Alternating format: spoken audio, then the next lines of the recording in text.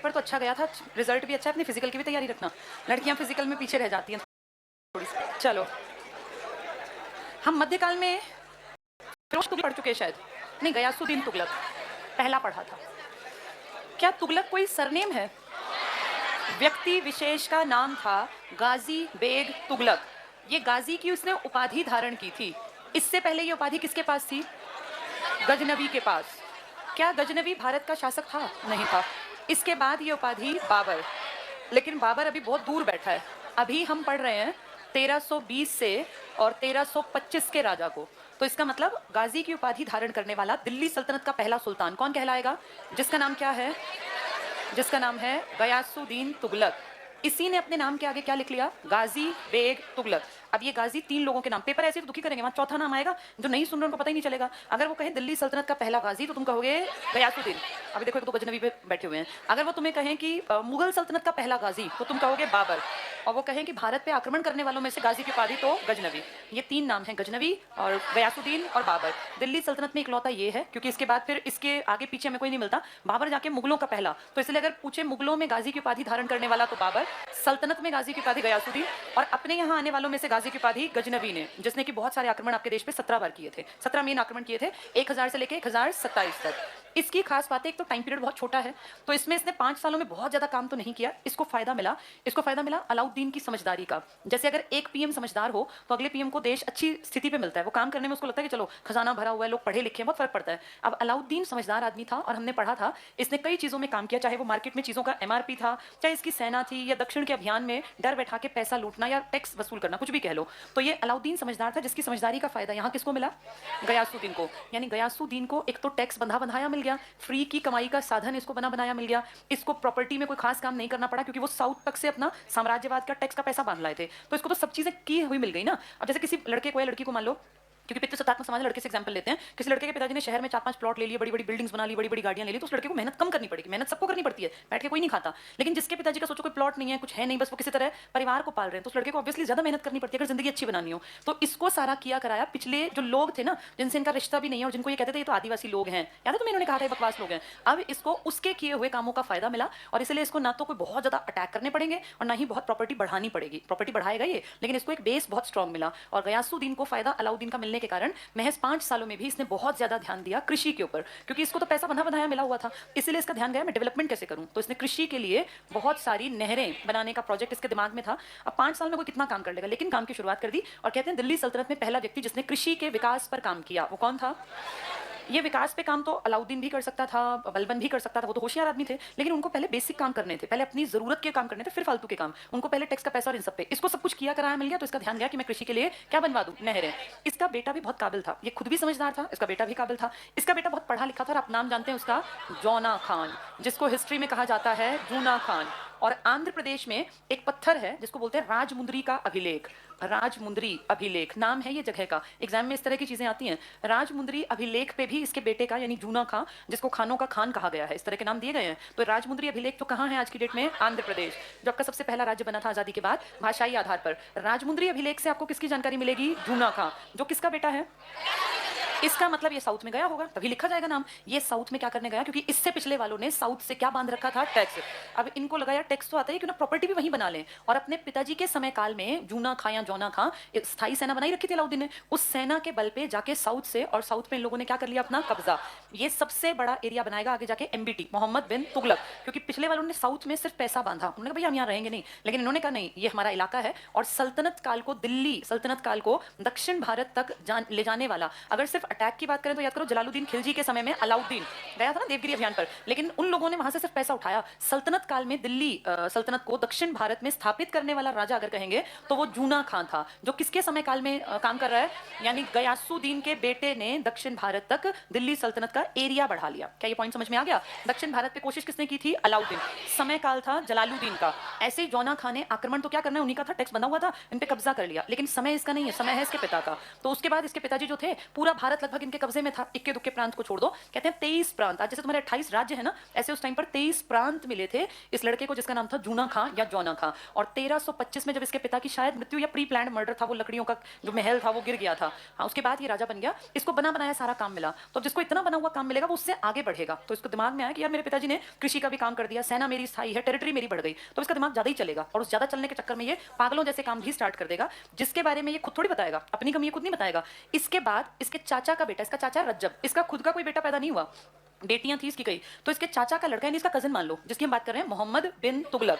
इसके पिताजी तो मर गए, ये जिंदा है, ये लंबा टिकेगा, 26 साल राज करेगा, इसका खुद का कोई अपना बेटा नहीं है। तो जब ये मरेगा या जब इसको मार दिया जाएगा, तब इसके चाचा का बेटा रज्जब का बेटा, जिसको आगे जाके आप कहते हैं फिरोज शाह तुगलक, ये फिरोज शाह तुगलक अपने ऊपर किताब लिखवाएगा और किताब का नाम है जियाउद्दीन बरनी लिखेगा, जिसको नाम दिया जाएगा तारीख ए फिरोज शाही। अब जिस राजा की किताब लिखी जाती थी उसी का नाम लिखते थे, तो उसकी बड़ाई करेंगे, लेकिन तुरंत से अपने राजा के बारे में लिखेंगे तो आज से 50-100 साल बाद कोई शक करेगा कि शायद इसने पर्सनल लिखवाई है अपने बारे में। भाई दिखाते ऐसा था जैसे इतना बड़ा है कि लोग लिखना चाहते हैं। तो तारीख ए फिरोज शाही में अकेले फिरोज शाह का जिक्र नहीं करेंगे, इनके खानदान का जिक्र करेंगे, और तब जाके पढ़ के हमें पता चलेगा अच्छा इस तरह से एमबीटी नाम का भी था। एमबीटी की किताबें भी हैं, रेहला है, लेकिन इसकी कमियां भी तो कहीं लिखी गई होंगी, वो किस किताब में बताई गई हैं?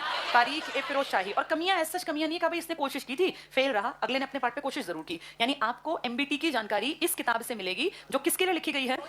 इसके चाचा के बेटे के लिए। और किसने लिखी है ये? जियाउद्दीन बरनी ने। पेपर में बहुत आता है ये, क्या नाम था उस आदमी का? जियाउद्दीन बरनी, इसने लिखा था। ठीक है, एक आदमी का नाम है बदायूनी, वो अलग आदमी है, बदायूनी वो दूसरा राइटर था, वो इसके बारे में बाद में लिखेगा एमबीटी के लिए, जिस दिन ये मरेगा, कि आज राजा को प्रजा से और प्रजा को राजा से मुक्ति मिल गई। ये किसकी सेइंग है? बदायूनी की। पेपर में ये तुम्हें एक जैसे लगेंगे, इसलिए पहले ही बता रही हूँ। बदायूनी ने कहा राजा को किससे मुक्ति मिली? प्रजा, और प्रजा को मुक्ति मिली राजा।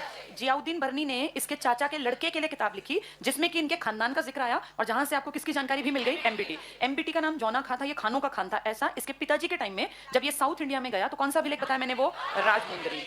अब ये सब चीजें अलग अलग हैं। इनके अलावा इसके बारे में आपको जानकारी मिलती है एमबीटी के बारे में, इसने राजपाट बहुत लंबा टिका है, मोहम्मद बिन तुगलक 1325 से 1351, 26 साल राज कर गया, जबकि कोई बहुत ज्यादा अच्छा प्रोजेक्ट इस मंच नहीं जो हिस्ट्री में लिखा गया हो, लेकिन इसका इंटेलिजेंस का लेवल बहुत था और जिस कारण ये गलतियों पे गलतियां करते हुए भी टिक गया। मोहम्मद बिन तुगलक 1325 से 51 में जो राजा रहा, इसके टाइम में बीच में 1333 से लेके 1347 तक मान लीजिए 14 साल एक विदेशी घूमने आया था आपके यहाँ, जिसका नाम आप जानते हैं, जो मोरक्को से आया था, अफ्रीका से, जिसका नाम था इब्न बतूता।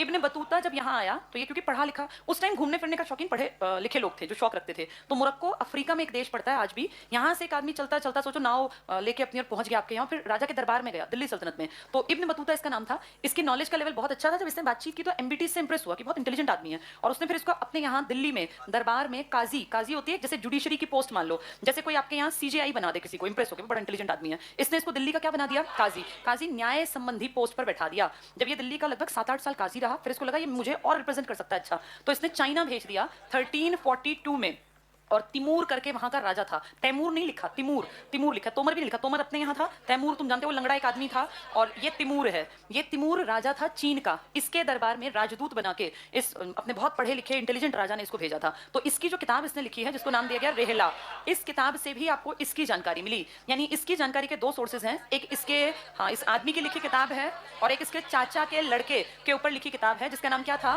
तारीख ए फिरोज शाही। किसने लिखी थी? जियाउद्दीन बरनी ने। ये पेपर में आएंगे, सब चीजें कॉम्प्लेक्स होती है, इनको समझ लेना, फिर किताब से पढ़ेंगे आसान दिखेंगी। अब ये इतनी बातें इसके बारे में क्यों कर रहे हैं? क्योंकि इस आदमी ने 5 कदम उठाए थे जो इसके सक्सेस को बिल्कुल दूर दूर तक गायब कर देंगे। एमबीटी के जीवन की गलतियां जो गिनी जाती हैं 1325 से और 1351 के बीच। कुछ लोग कहते हैं कि बेशक राजमुंद्री में लिखा है खानों का खान, या बरनी ने लिख दिया बहुत अच्छा था, या मोरक्को के उस यात्री ने लिखा ज्ञानी था, लेकिन इसको बहुत लोगों ने कहा ये पढ़ा लिखा मूर्ख था, है ना, पढ़ा लिखा मूर्ख, यानी इसने पढ़ाई लिखाई को भी खो दिया, ये इतना पागल आदमी था। तो इसके 5 अभियान इसका कारण बताए जाते हैं, जिनमें आप सबने बचपन में खूब सुन भी रखे हैं। ये इसका पहला अभियान था दोआब। दोआब कौन कौन सा? गंगा और यमुना, इनके 2 नदियों के पानी के बीच के एरिया में इसने क्या बढ़ा दिया? टैक्स। और ऐसा इसने राजा बनते ही किया। पिताजी तो नहरों के ऊपर काम कर रहे थे, इसने 1325 से 27 के बीच में इसको यही सूझा कि इसने दोआब में कर वृद्धि कर दी, यानी यूपी हरियाणा पंजाब का एरिया मान लो पूरी बेल्ट, इसमें इसने कहा टैक्स बढ़ाना है। अचानक से टैक्स बढ़ने से लोग गुस्से में आते हैं, हमेशा कोई खुश नहीं होता, लेकिन चलो अगर आपकी कमाई बढ़े तो आप टैक्स भी दे देते हैं और लगे आपको कि राजा अच्छा है। इसने टैक्स बढ़ाया और इसकी किस्मत की कमी मान लो 25 से 27 के बीच की घटना है ये। तुरंत यहाँ कहते हैं 7 साल तक अकाल पड़ा, और इस अकाल में सब सूख गया, पेट भरने के भी लाले पड़ गए, लोगों को 2 टाइम की रोटी मिलनी बंद हो गई। एक तरफ जितना उनकी इनकम थी भाई इस पूरी बेल्ट में तो आज भी आप गेहूं चावल में कहते हैं कि हम दुनिया में सबसे बड़े उत्पादक हैं, सेकंड नंबर है ना हमारा, तो इसी बेल्ट के कारण तो है। इस टाइम अचानक से यहाँ कितने साल का अकाल पड़ गया, ये सब प्रोडक्शन एकदम से डिक्लाइनिंग मोड पे खत्म बराबर। तो लोगों ने कहा राजा बड़ा पागल है, हमसे टैक्स ज्यादा मांगता है, हमारे खेत में इतना भी नहीं होता कि परिवार पालने, इसको ज्यादा की सूझ रही है। ये बहुत बड़ी गलती मानी गई इसकी। अब जब इसने देखा कि यार यहाँ तो बात नहीं बनती, तो इसने कहा चलो एक काम करते हैं, यहाँ से चल पड़ते हैं और यहाँ से अपनी राजधानी उठा के ले चलते हैं देवगिरी। इसके लॉजिक बताए गए क्यों इसने प्लान किया, कुछ सोच समझ के। मैंने अभी आपको बताया ये दक्षिण तक अपनी बेल्ट ले गया, लाहौर भी इनका है, दिल्ली भी इनका है, ये अपनी बेल्ट को देखो। जो इससे पिछले वाले थे वो देवगिरी से आगे ज्यादा जाते नहीं थे, वो डरा के उनसे पैसा वसूलते थे, याद है तुम्हें? मलिक काफूर गया था, अलाउद्दीन खुद नहीं गया था। वारंगल के राजा ने अपनी वो बड़ी सी मूर्ति और अपनी सोने की ना पैसे बांधे थे, साम्राज्यवादी नीति थी, इन्होंने यहाँ अटैक करके इनको ये नहीं कि हमारा हिस्सा बने। लेकिन इसकी गलती जो ये एमबीटी है, ये बेल्ट को लाहौर से सोचो दिल्ली, और फिर दिल्ली से देवगिरी, और देवगिरी से वारंगल काकती है, और ये पूरा। अब यहाँ सोचो इस पूरी बेल्ट में आज भी लाहौर से अगर तुम्हें तेलंगाना जाना हो तो कई घंटे का सफर है, अगर बस से गाड़ी से जाओ तब भी कई दिन लग जाएंगे। इनको तो घोड़ों पे जाना था, इनका सोचो 15-20 दिन का सफर था। इतने बड़े को मैनेज करना इसलिए दिक्कत है क्योंकि भारत पे विदेशी हर टाइम अटैक करने की कोशिश करते हैं। तो अगर आपका राजा गायब है और राजा को आने में 15 दिन लगेंगे, तो कोई भी विदेशी आएगा, लाहौर को लूटेगा, भाग जाएगा, दिल्ली सल्तनत में दिल्ली को लूटेगा, भाग जाएगा, आपके पास क्या है। तो इसीलिए जब ये यहाँ गया ना, तो इसने अपना लॉजिक बताया कि मैं यहाँ इसलिए जा रहा हूँ क्योंकि 1500 किलोमीटर का अंतर पड़ता है मेरी पूरी टेरिटरी में, लंबाई में, तो मैं बीच में रहूंगा। अगर यहाँ अटैक होंगे तो भी मैं संभाल लूंगा, अगर मैं यहाँ बैठा हूँ, और ऊपर अटैक होंगे तो मैं ऊपर भी आ जाऊंगा। ये बीच का स्थान है। लेकिन ये इस बात को भूल गया कि साउथ की तरफ पानी में बैठ के अटैक करने कोई नहीं आता था, और लगातार अटैक इस सीमा पर होते थे। तो समझदार राजा वो होता जो इस सीमा को ज्यादा बचाता। साउथ में तो वैसे भी इस टाइम कौन से अटैक हुए थे, आपके देश की तो खोज भी 1498 में हुई है, तब तक तो ये थे भी नहीं, ये तो 1300 समथिंग में है। तो इसकी जो बेवकूफी थी, वैसे तो इसने अच्छा प्लान किया, लेकिन ये बेवकूफी इसलिए हुई क्योंकि इसकी किस्मत भी खराब थी। जैसे ये यहाँ गया, यहाँ प्लेग फैल गया, प्लेग पेंडेमिक की तरह है, प्लेग फैला तो ढेर लोग धड़ाधड़ मरने लग गए, राजा को भी प्लेग हो गया। अब सोचो जैसे आज कोरोना हो जाए, किसी को डर तो लगता ही है, तो ये डर गया। अब जब ये यहाँ था तो इस तरफ मंगोलों के अटैक लगातार बढ़ गए, और मंगोल आ गए और इसको लूट गए, तो फिर तेरा यहाँ रहने का फायदा क्या, क्योंकि जितना तू साउथ से कमाएगा उतना तूने ऊपर लुटा दिया। तो फिर बाद में इसको फील हुआ 7-8 साल बाद कि मुझे वापस जाना चाहिए। तो ऊपर जब आया था दुखी होके, तो वहां क्या पड़ गया था लगातार। फिर इसने क्या सोचा था, मैं क्या कर लूं, राजधानी परिवर्तन। इसने प्लान किया कि मुझे अपनी राजधानी चेंज करनी चाहिए, और कहां से कहां ले जानी चाहिए, दिल्ली से देवगिरी। देवगिरी बीच में पड़ने वाला था, लेकिन इसका नुकसान हुआ क्योंकि यहाँ राजधानी ले गया, सब आदमी, औरतें, बूढ़े, जवान, बच्चों को जबरदस्ती ले गया, और फिर वहां से कुछ साल बाद बोला वापस चलो। तो लोगों ने कहा अच्छा पागल आदमी है। आप कहीं भी जब सेटल होते हैं ना, तो सेटल होने में आपको 8-10 साल लग जाते हैं कहीं एडजस्ट होने में। अब मान लो आप यहाँ से किसी और देश में चले जाओ और जाते ही 4 साल बाद कहीं फिर वापस चलो, तो फिर लगता है क्या बेवकूफी, अगर जमो कहीं पे तो कुछ साल तो टिको। तो यहाँ पहले उठा के ले गया, फिर कुछ साल बाद फिर वापस लाया, तो ये भी फेलियर था जैसे ये फेलियर था। तीसरा, इसने जब इस पूरे दौर में आप ये लगा लो 1325 से गड़बड़ कर रहा है ये, 25 से 27, यहाँ 1327 में गया था, और फिर 1300 कहते हैं 29 में इसने प्लान बनाया, लेकिन फिर कुछ लोगों ने कहा नहीं थोड़ा रुक जाओ, देख लो ये है वो है, और ऐसे करते करते किसी तरह से 35 तक खिंचवा दिया। उस दौर में ये बहुत बार दिल्ली ही आया रहता था, यानी इसकी प्लान था कि मैं दिल्ली आ जाऊंगा, लेकिन खींचते खींचते कुछ साल इसने काट दिए। 1337 में इसने सोचा, जब ये वापस आया तो देखा कि भैया दिल्ली भी खाली खजाना और देवगिरी भी खाली, पैसा नहीं है, और राजा की सबसे बड़ी ताकत होती है खजाना। तो इसका जो खजाना था ये पूरे का पूरा खाली था। अब इसको भरने के लिए इसको तो विदेशों में अटैक करने पड़ेंगे, कहीं से लूट के लाना पड़ेगा पैसा। तो इसने 2 अभियान चलाए। ये अभियान खजाना भरने के लिए थे, एक का नाम था कराचिल और एक का नाम था खुरासान, खुरासान अभियान। अब ये खुरासान क्या था, आज अगर देखें तो इराक के आसपास का ट्रांसैक्सियाना का जो क्षेत्र था, जिसको आज तुम इराक कहते हो ना, भाई भारत, पाकिस्तान, अफगानिस्तान, फिर ईरान, फिर आगे इराक आता है ना, यहां से इसने सोचा लूट के लाएंगे इस एरिया को, तो इराक की तरफ इसने अटैक कर दिया। कौन सा अभियान था ये, खुरासान। अब ये लोगों को कैसे समझाए, क्योंकि इसके तो सब एंटी हैं, इसकी 2 बेवकूफियां लोगों ने देख ली, कौन कौन सी, दोआब वाली और देवगिरी वाली।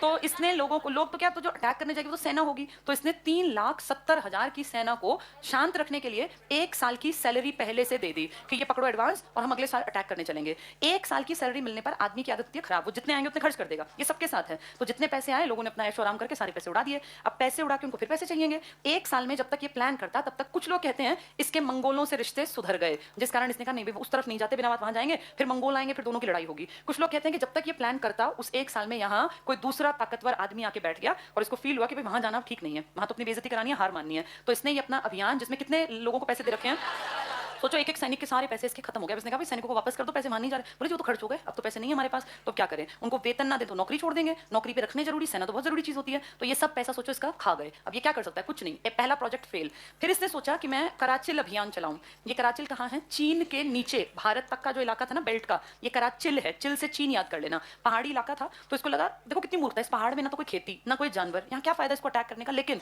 इसने अपनी 10,000 सैनिकों की सेना भेजी कि जाओ देख के आओ, ये एरिया हम अपने कब्जे में ले लेंगे। सोचो पहाड़ी पहाड़, बड़े बड़े हिमाद्री टाइप का एरिया। तो यहाँ जब 10,000 गए ना, तो इनको इतनी ठंड की आदत नहीं, कहते हैं 10 बचते बचाते वापस आए, बस सारे मर गए। तो उसने पूछा कहाँ गए, तो बोला सारे ठंड में ही दब के तूफानों में मर गए, को वापस नहीं मिला। 10,000 आदमी मारा जाना उस टाइम बहुत बुरी बात थी, और इतनी सेना कहाँ से खड़ी करता। तो ये चीन और भारत के बीच की जो भूमि थी ना, ये कराचल, ये भी फेलियर रहा। वहां पैसे पहले देके बैठ गया, वो सारे पैसे खा गए और फिर अभियान पे गए नहीं, मना कर दिया। यहाँ जो गए थे वो वापस नहीं आए, तो उसका कितना बड़ा नुकसान हुआ। 2 ये प्रोजेक्ट फेल हुए सेना के, और 2 ये प्रोजेक्ट फेल हुए, जिसमें एक में गंगा दोआब वाला इलाका और एक में राजधानी। इन सब के कारण इसका खजाना बिल्कुल जीरो पे आ गया। और आप सब जानते हैं 2 सिक्के चलते थे पहले, टका और जीतल। जीतल किसका सिक्का था, तांबे का, त, और ये किसका था, चांदी का। कहते हैं चांदी की बेहद कमी हो गई, और अब कहा भाई अब तो सिक्के नहीं बन सकते, चांदी तो खत्म हो रही है। तो इसने कहा कोई बात नहीं, अब सांकेतिक मुद्रा चलेगी, सांकेतिक मुद्रा। और ये सांकेतिक मुद्रा आज तक चल रही है। तुम्हारे 2000 के नोट में 2000 का कुछ भी नहीं है, कुछ भी। 2000 रुपए संकेत है बस 2000 का, बाकी उसके अंदर 2000 का कुछ नहीं है। जब हम छोटे थे, हम कहते हैं इसके अंदर सोने का तार है, ऐसे कहा जाता है। वो सोने का बिल्कुल नहीं है, वो ऐसा तार है जिसको तुम निकाल लोगे तो वेस्ट हो जाएंगे 2000 रुपए, कोई वो तार बिकेगा नहीं। ऐसी मुद्रा को क्या कहते हैं, ये एक संकेत है कि भाई आपकी वैल्यू 2000 है, अगर आपके पास वो वाला नोट है तो। इसने कहा मेरे पास चांदी खत्म हो रही है, चांदी की जगह मैं 2 सिक्के चला सकता हूँ। कहीं कहीं लिखा है इसने कांसे का सिक्का चलाया, क्योंकि अलग अलग इतिहासकार हैं, ब्रॉन्ज का, कुछ लोग कहते हैं इसने पीतल का सिक्का चलाया। तो अलग अलग सिक्के, कुछ लोग कहते हैं कि पीतल का चला था और कुछ लोग कहते हैं कि कांसे का चला था। जो भी चला था सिक्का, मैं दोनों के नाम बता दूंगी। एक तो ये था, दिमाग से स्लिप हो गया, विदेशी जैसा उसका कुछ नाम था, उसने कहा था पीतल का सिक्का था, दूसरे ने कहा नहीं कांसे का। इसका ये मान लो कि लोअर ग्रेड के किसी मेटल का इसने सिक्का चलाया और उसकी वैल्यू किसके बराबर कर दी, चांदी के। तो सब लोगों ने अपने अपने घर में सिक्के बना लिए, क्योंकि ये सबके घरों में मिलता था। पीतल के बर्तन तो आज तक तुम्हारी दादी नानी के टाइम के रखे हैं, कांसे की चीजें भी। लोगों ने खुद की मुद्रा बना ली, स्वयं की। अगर स्वयं हर किसी के पास मुद्रा होगी तो राजा की मुद्रा का मूल्य 0 है। अगर हम सबके पास 2000 की, मान लो सरकार कह दे 2000 का नोट कोई भी बना लो, और उसको अपना बस एक वो बता दे कि इतना इतना बना लेना, इसमें लाल क्रेयॉन कलर भर लो, चल गया 2000 का नोट, तो क्या इसकी वैल्यू रहेगी, क्योंकि ये तो हम खुद ही ना बना लेंगे। फिर इसका हम सामान कैसे खरीदेंगे, क्योंकि जिसको दोगे वो कहेगा भाई हमें नहीं चाहिए, तो मैं अपने घर बना के बैठा हूं। ये वैल्यू 0 कर दी, क्योंकि लोगों ने स्वयं मुद्रा बना ली। और इस तरह से इसको लोगों से वो नकली मुद्रा लेने के लिए इसको लालच देना पड़ा, और इसने कहा सब नकली मुद्रा मेरे पास ले आओ, इसके बदले में तुम्हें असली मुद्रा दूंगा। तो कितना बड़ा बेवकूफ है। अब वो सब असली के चक्कर में नकली को दे गए और इसका खजाना सारा खाली कर गए। तो ये 5 अभियान इसकी बेवकूफी के अभियान कहलाते हैं। हाँ, इसने ये किया था, तभी कहते हैं इसको कि ये पढ़ा लिखा मूर्ख था। ये बहुत बड़ा मूर्ख व्यक्ति था।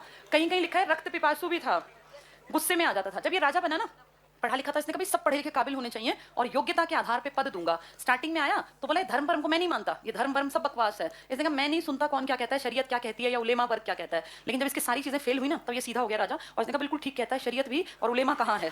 और अपने सिक्के पे इसने फिर अपना उसका फोटो बनवाया, जो इनका खलीफा नहीं था उसका भी चित्र, उसके नाम का खुतबा पढ़वाया। यानी जब सब फेलियर हो गया तब भगवान याद आ गए कि भगवान होते हैं। नहीं तो उससे पहले कहता था कुछ नहीं होता भगवान, भगवान शरीयत धर्म कुछ नहीं है, सबसे बड़ी चीज क्या है, योग्यता। तो योग्यता के साथ बाद में फिर ये थोड़ा सा चेंज करेगा और ये धर्म को भी एंट्री देगा, लेकिन लेटर स्टेज में। स्टार्टिंग में ये एंटी था। इसकी एक अच्छी बात ये थी कि इसने तुर्क लोगों को भी आगे बढ़ाया, इसने गैर तुर्क को भी जगह दी, मुसलमान को भी और हिंदुओं को भी, क्योंकि ये किसको नंबर 1 मानता था, योग्यता को। थोड़ा सा किताब से पढ़ लेते हैं इसको, फिर आगे बढ़ेंगे। हमने कितने पेज तक पढ़ लिया था, देखो जरा, 22 पर थे। अच्छा, ये शुरू करना था तुगलक वंश ना, ठीक है। 1320 से 1414 तक। एक बार बोर्ड पे देखो, तुमने पहला वंश जो पढ़ा कब से कब तक था, 90। दूसरा 90 से 1320। ये कौन लोग थे याद करना, आदिवासी, है ना, आदिवासी तुर्की।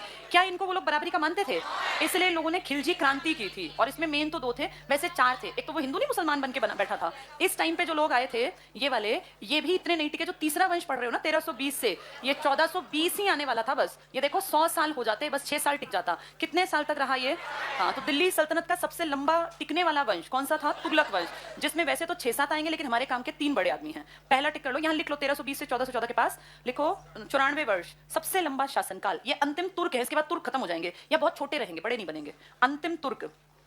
तो पहले वाले भी तुर्क थे, जो बीच में आए वो भी आदिवासी तुर्क थे, ये भी तुर्क है। अंतिम तुर्क। कितना शासनकाल है इनका, 94 साल। ये इंपॉर्टेंट बात है, 94 साल का शासनकाल, सबसे लंबा शासनकाल दिल्ली सल्तनत का। चलो पहला पॉइंट पढ़ना, गयासुद्दीन तुगलक 20 से 25 तक। गयासुद्दीन तुगलक, गाजी मलिक। गाजी की उपाधि किसी ने दी है या अपने आप धारण की, गाजी कितने लोग तुम जानते हो, 3। पहला गजनवी, दूसरा ये, और तीसरा बाबर। अगर कहे मुगलों का पहला तो बाबर, अगर कहे दिल्ली सल्तनत का पहला तो ये वाला। यहाँ लिख लो, जहाँ लिखा ना गाजी, यहीं लिख लो बाबर, गजनवी। पहले गजनवी लिखो, गजनवी, फिर गयासुद्दीन, फिर बाबर, सीरीज में लिख लो, गजनवी, गयासुद्दीन, बाबर। इन तीनों ने गाजी, गाजी का मतलब पता है ना, हाँ, काफिरों का नाश करने वाला। काफिर मतलब अपने से अलग धर्म का आदमी, काफिर, हाँ, विधर्मी कह लेते हैं उसको, दूसरे धर्म का कह लो। तो गाजी, गाजी मतलब हो गया एक तरह का कट्टर आदमी। चलो आगे देखना। अगर पूछे पहला सुल्तान कौन है जिसने गाजी की उपाधि धारण की, तो ये। और पहला बादशाह कौन है, तो बाबर, क्योंकि बाबर सुल्तान नहीं था, वो बादशाह था, ये सुल्तान था। नेक्स्ट टिक करना। तो 1320 में खिलजी वंश को समाप्त कर तुगलक वंश की स्थापना की गाजी मलिक ने। खिलजी वंश जो कि तुर्क थे लेकिन आदिवासी थे। अगला टिक कर लो, गाजी मलिक। सुल्तान कुतुबुद्दीन मुबारक शाह, ऊपर देखो सबसे ऊपर मुबारक शाह लिखा था, याद है इसने क्या किया था कि मैं ही खलीफा हूं, अपने आप को मुबारक शाह ने खलीफा बता दिया था। ये टिक कर लो, मुबारक शाह। फिर आगे पढ़ लो, इसके शासनकाल में उत्तर पश्चिमी सीमांत प्रांत का शक्तिशाली गवर्नर था। ये टिक कर लो, गाजी मलिक गवर्नर था। किसके काल में? जब अलाउद्दीन खिलजी का बेटा मुबारक शाह खिलजी बना ना, 4 साल में तो खत्म कर दिया सब कुछ उसने, और उसके बाद आने वाले हिंदू से बदले हुए मुसलमान ने, तो उस टाइम ये गवर्नर था। नेक्स्ट पढ़ना, उसके 2 मुख्य उद्देश्य थे किसानों की स्थिति में सुधार करना। ये किसानों की तरफ इसका ध्यान क्यों गया? क्योंकि उसको प्रॉपर्टी मिल गई, इसको पहले से सब काम बना बनाया मिला। ये टिक कर लो, किसानों की स्थिति में सुधार करना, कृषि योग्य भूमि में वृद्धि करना।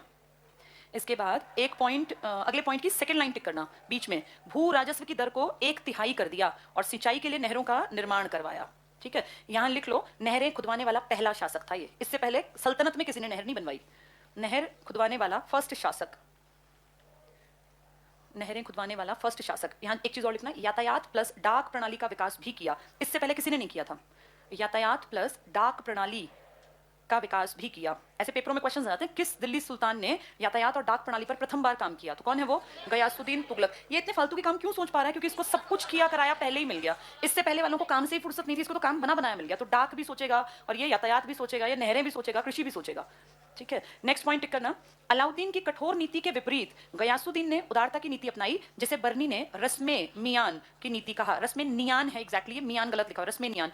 तुम्हें याद है जब अलाउद्दीन का चाचा आया था तो वो भी बड़ा शांत और उदार था। ये पहले वाले उदार क्यों बनते हैं? ताकि लोगों के मन में इनके प्रति एक जगह बन जाए कि अच्छा आदमी है। ये आते ही मारकाट करेगा तो दुनिया भी तो उसे चिड़ेगी ना। तो ये अपने दुश्मनों को तो मारते हैं, बाकी लोगों के साथ बड़ा अच्छा व्यवहार करते हैं। चाहे वो कुतुबुद्दीन ऐबक को याद करो, जिसने कहा था मैं कोई राजा नहीं हूं, मैं तो सिपह सालार हूं, मैं तो मलिक हूं, लोगों की नजरों में अच्छा बन गया। फिर ऐसे ही जलालुद्दीन खिलजी ने सबके साथ अच्छा व्यवहार किया और बोला ये तो भारत में सब रहेंगे, मुसलमान भी हिंदू भी, तो अच्छा बन गया। अब ये भी मध्य नीति अपनाएगा। ये टिक कर लो, बर्नी ने रस्मे नियान मध्यपंथी कहा। ये सब यही करते थे। नेक्स्ट पॉइंट पे टिक करना, सिंचाई हेतु नहरें निर्माण कराने वाला गयासुद्दीन पहला शासक था। और 2 चीजों पे क्या, किस पे काम किया? यातायात और डाक प्रणाली पर भी। एक पॉइंट छोड़ के अगला पॉइंट टिक करना, अलाउद्दीन द्वारा प्रारंभ दाग प्रणाली, जिसको घोड़े नहीं दागते थे, और चेहरा प्रथा को इसने प्रभावशाली ढंग से लागू किया। नेक्स्ट पॉइंट, 1323 में यानी राजा बनने के 2 साल बाद उसने शहजादे जूना खान, जो जौना खान भी है, मोहम्मद बिन तुगलक को दक्षिण भारत के अभियान पर भेजा। जूना खान ने वारंगल के काकतीय और मदुरई के पांड्य राज्यों को विजित कर उन्हें दिल्ली सल्तनत में शामिल कर लिया। तेलंगाना का नाम इसने सुल्तानपुर रखा। तो इसने और इससे पिछले वाले अलाउद्दीन ने क्या अलग अलग काम किया? इसने परमिशन ली, इसके पिताजी ने भेजा ये, जबकि वो कैसे गया था? बिना पूछे। और उसने जाके अटैक करके वहां से आके चाचा का ही मर्डर किया था, याद है हमें। और उसने साउथ के राजाओं को सिर्फ डराया धमकाया और पैसा वसूला। वो साम्राज्यवादी था, इंपीरियलिज्म। जबकि इसने क्या किया? इसने टेरिटरी बढ़ा दी। इसने प्रांत कितने पहुंचाए? 23, जबकि उसके हार्डली। दिल्ली सल्तनत में देख लो, फर्स्ट टाइम, पहली बार दिल्ली सल्तनत में साउथ का हिस्सा शामिल करने वाला शहजादा, क्या नाम है इसका? जौना खां। किसके टाइम में हुआ ये? गयासुद्दीन तुगलक के टाइम में।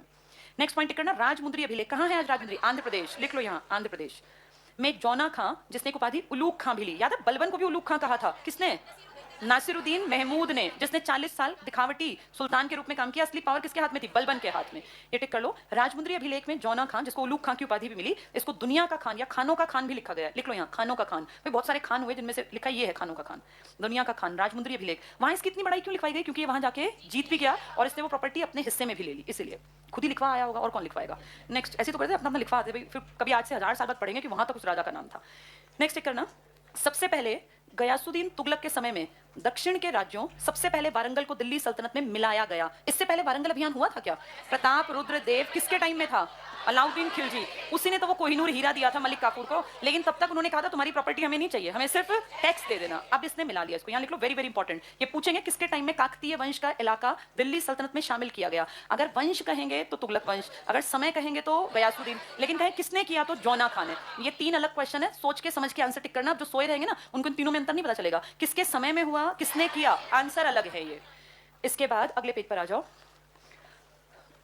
एक पॉइंट छोड़ के अगला टिक करना। निजामुद्दीन औलिया ने गयासुद्दीन के बारे में कहा था दिल्ली अभी दूर है, और वो जिंदगी भर कभी दिल्ली नहीं पकड़ पाया क्योंकि बाहर ही मर गया।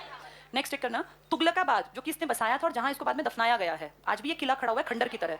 तुगलकाबाद के समीप अफगानपुर गांव में स्वागत समारोह के लिए निर्मित लकड़ी के भवन से के गिरने से मार्च फरवरी 1325 में उसकी मृत्यु हो गई। तुगलकाबाद दिल्ली के पास ही इसको दफना दिया गया। तो 5 साल में इसने जो मेन काम किए, एक कृषि नहरें और एक यातायात और एक डाक। इसका बेटा जौना खां साउथ तक गया, वहां के राजा को हराया, वारंगल तेलंगाना राजधानी, और वहां के राजा को हरा के उनकी प्रॉपर्टी को कह दिया अब ये दिल्ली सल्तनत है। तो अब दिल्ली सल्तनत की प्रॉपर्टी कहां तक है? ये लगा लो तेलंगाना आंध्र प्रदेश तक। तो पूरा भारत आ गया। गया। अगली हेडिंग पे आ जाओ, मोहम्मद बिन तुगलक 1325 से 1351 तक। पहला पॉइंट पढ़ना, दिल्ली सल्तनत के सुल्तानों में एमबीटी सर्वाधिक विलक्षण, अंडरलाइन कर लो, ये भगवान ने तो उसको बहुत बुद्धि दी थी, विलक्षण था ये, व्यक्तित्व वाला शासक था। अरबी फारसी का महान विद्वान, ज्ञान विज्ञान, खगोल शास्त्र, दर्शन, गणित, चिकित्सा, तर्क शास्त्र, इन सब में नंबर 1 था ये, बहुत ज्यादा इंटेलिजेंट आदमी था ये। नेक्स्ट पॉइंट पढ़ना, मोहम्मद बिन तुगलक को कई नाम दिए गए जैसे अंतर विरोधों का विस्मयकारी मिश्रण, टिक कर लो ये। नेक्स्ट टिक करना, रक्त का पिपासा, और दूसरी तरफ क्या लिखा है, परोपकारी। कुछ लोगों पे तो बहुत परोपकार, कुछ को जान से मरवा देता था। वो एक कहानी सुनी है तुमने? जब ये दिल्ली से देवगिरी ले गया तो एक लंगड़ा और एक अंधा, पता है वो दोनों छिप गए थे, और इसने उन लंगड़े और अंधे को जबरदस्ती पकड़ा कि तुम भी यहाँ नहीं रह सकते, और उनको घोड़ों के पीछे बांध दिया और उनको कहाँ खदेड़ के ले गए, 1000 किलोमीटर। वहां जब गए तो उस अंधे के बस हाथ और उस लंगड़े की एक टांग बची थी, बाकी आदमी गायब था। तो लोगों ने कहा अजीब पागल आदमी है ये, तभी तो उसका नाम ये रक्त पिपासु है, इतना पागल। और वो अंधा और वो लंगड़ा आदमी क्या बिगाड़ते उसका, अगर वो दिल्ली रह जाते, उनको उठा के कहाँ ले गया, देवगिरी, कि तुम भी यहाँ नहीं टिकोगे, यहाँ कोई नहीं टिकेगा, तो इसलिए पागल था।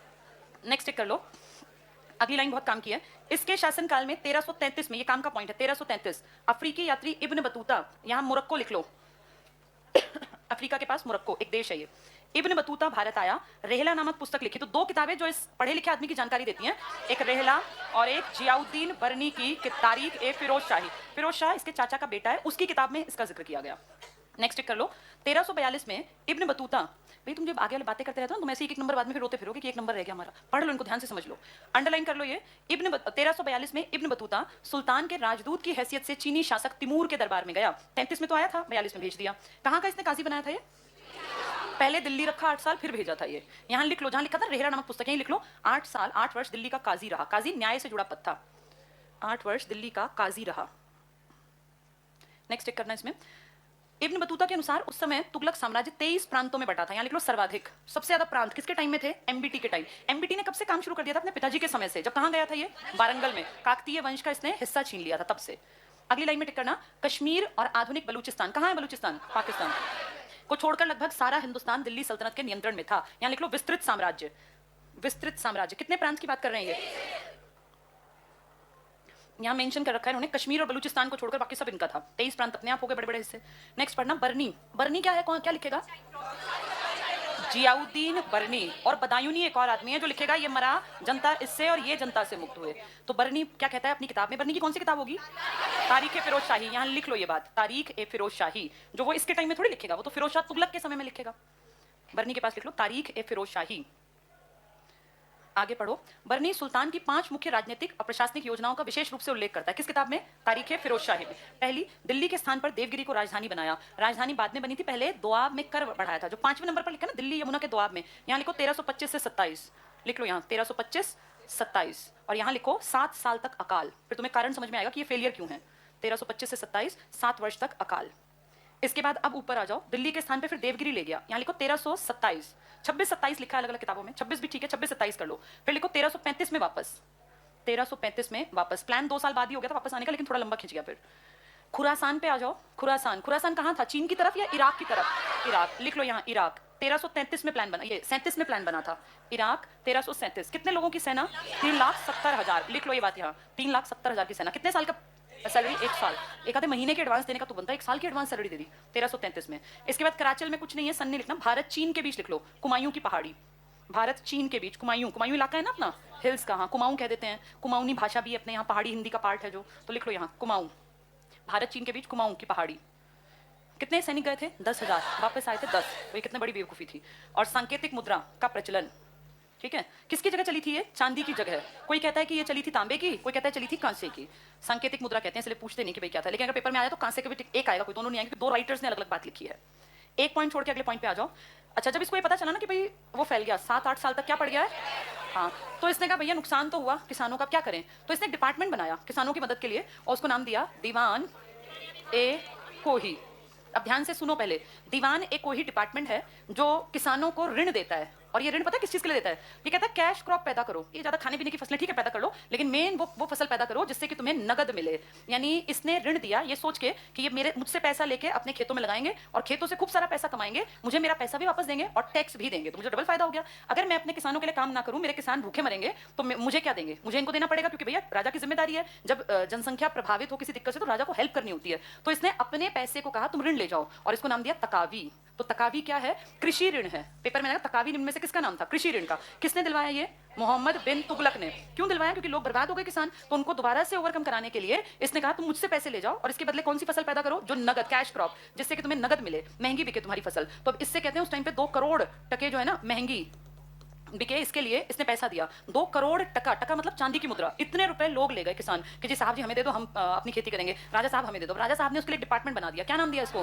दीवान ए कोही। लेकिन ये उनसे कुछ पैसा कलेक्ट कर पाए उससे पहले ही बाद में ये मर गया, और वो पैसा बाद में किसानों ने नहीं दिया। और इसके चाचा के बेटे ने आके सोचा यार किसान मेरी कैसे सुनेंगे, तो उनको मैं अच्छा बनने के लिए ऋण माफ कर दूंगा। सरकारी भी तो ऐसा ही करती है ना। तो उसने इसके चाचा के बेटे, रज्जब के बेटे ने, जिसका नाम था फिरोज शाह तुगलक, वो आके कहेगा किसानों तुम चिंता मत करो, तुम्हें तकावी या जो कृषि ऋण तुम मेरे भाई ने, कजन ने तुम्हें दिया था ना, वो तुम्हें नहीं देना। तो सोचो वो 2 लाख टका जो इसने, 2 करोड़ टका जो इसने अपने खजाने से दिया था, ये सोच के कि वो 2 करोड़ तो एज इट इज आएगा और इसके साथ मुझे बढ़िया टैक्स मिलेगा क्योंकि नगद की ये जो कैश क्रॉप है इसमें पैसा ज्यादा मिलता है। तो वो तो 2 को 4 बनाने के चक्कर में था। इस अगले वाले ने 2 को 0 कर दिया, क्योंकि इसको अगर टिकना है तो पहले इसको उनका प्यारा बनना पड़ेगा, और इसलिए क्या बंद करवाएगा ये? तकावी। तकावी क्या था? कृषि ऋण। चलो पढ़ो आगे, पढ़ लो, लास्ट पॉइंट है ये, इंपॉर्टेंट है। सेकंड लाइन टिक करना, पहला पॉइंट भी पढ़ लो, सेकंड पॉइंट जहां ये दुआब है इसके नीचे। अकाल के संकट से निपटने हेतु सुल्तान ने कृषकों को सहायता प्रदान करने के लिए केंद्र में कृषि विभाग, अंडरलाइन कर लो, दीवान ए अमीर कोही, इसी को हम शॉर्ट में कहते हैं दीवान ए कोही। देखो लिखा दीवान, दीवान तो हेड ही होता है और कोही डिपार्टमेंट का नाम है। दीवान ए कोही की स्थापना की। अकाल राहत संहिता तैयार करवाई। सिंचाई के लिए, अंडरलाइन कर लो, सैकड़ों कुएं खुदवाए और अकाल ग्रस्त कृषकों को कृषि ऋण तकावी दिए। बाद में ये सारे तकावी डूब जाएंगे क्योंकि कौन मना कर देगा? फिरोज शाह तुगलक मना कर देगा। चलो कल विद्रोह पढ़ेंगे।